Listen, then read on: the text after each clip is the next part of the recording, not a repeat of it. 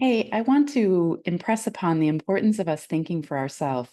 A lot of our formative years we're taught to think as somebody else wants us to think, whether it's parents or educators or the system in which we live, the government, and so on. And sometimes that's really appropriate. There are rules that we follow so that we can be safe in our community and so on. But when it comes to actual thinking, to actually coming up with new ideas, we have a certain limit on that. And the reason is something that I found in my work, which is something I call the model, and it's the control we assert to hold our position in a hierarchical structure, meaning we are better than, and we can feel good about that. We are competitive. We know that we have this more developed, or we understand it better than somebody else, or we have a better idea, or so on. That's a little bit of an extreme of how I'm putting it. But in my work, what I've found is the sticking point is we are constantly looking for how do we hold that position, and we aren't aware of it.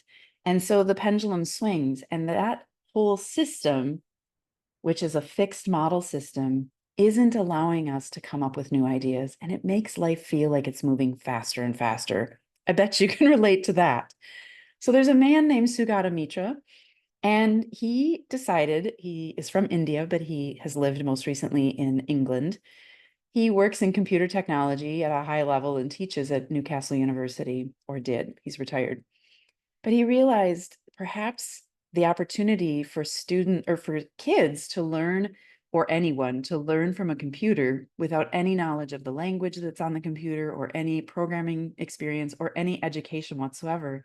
He stuck some computer screens and keyboards in what they call a hole in the wall, if you want to do some research on this, in New Delhi, and then let whomever came to the computers see what they could learn. Well, kids started coming, kids between 6 and probably 12 years old, mostly. And they started to realize how to download things. They started to realize the repetition. Some of them learned about DNA and then had things to say about it. They felt like they didn't learn much, but they did. So the idea there is we can learn without really any information by watching the patterns reoccur and reoccur and reoccur. That is, to me, learning intuitively. It is learning through wisdom by observation and then putting the patterns together that move us forward.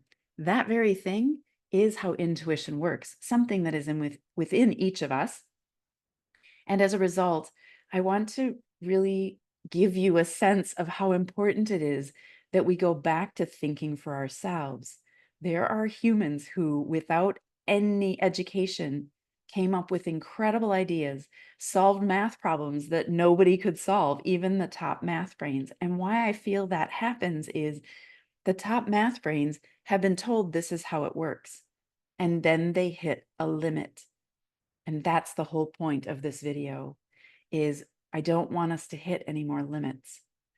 My work drives at when we expand, as we become who we are and we expand, that's when new things come along. Instead of this fixed model, we are a model that is moving and expanding forward at each moment. And that's when new things can arrive. We're heading into something completely different. So I want to share that information with you so that you can understand the importance of thinking for yourself and breaking free of fixed ideas into what is expansive for you, because that indeed is what's going to change our world and really set us apart from how things were to where we're headed in the future. And the future's coming. It's expansive. Great. If you've enjoyed this video, tune into my other videos on YouTube. Check me out on LinkedIn. It's Amy Cerny Vasterling. Thanks.